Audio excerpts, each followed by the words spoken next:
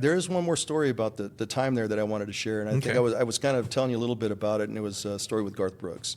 And why I want to share this story was because oftentimes people like that, you think they're on a totally different plane, and you know, that they just don't have human emotion like we do, right? We're normal people. Right. And I remember there was an event on the White House South Lawn. It was a VH1 Save the Music Foundation. I think it was probably in 2000, 99, somewhere around there. And all these great artists were there: Lenny Kravitz, B.B. King, Eric Clapton, John Fogerty, In Sync when they were somebody, you know, they were there, and Garth Brooks.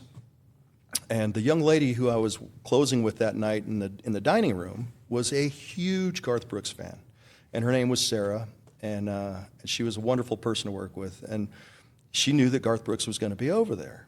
And she wanted to go over to the South Lawn, and because of our position at the White House, we had access to just about everywhere.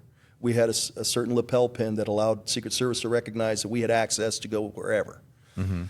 So we went over to the South Lawn and watched some of these acts, you know, perform for the next day they were going to have the show. And as we were standing there talking, she looks up and she just vapor locks, man. She just absolutely, and I look at her and I say, Sarah, and then I see where she's focused at, and it was Garth Brooks.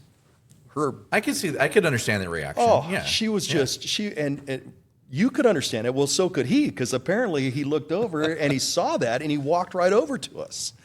And so he comes over to us, and he sticks his hand out, and he says, "Hi, I'm Garth Brooks," you know. And I says, "I know." I says, "Hi, I'm Eric Cundieff, you know, I'm one of the president's cooks." And he looks at Sarah, and he sticks his hand out to shake her hand, and she grabs his hand, and he says, "I'm Garth Brooks." And she said nothing. It was just like you could hear a pin drop, you know. She was just vapor locked.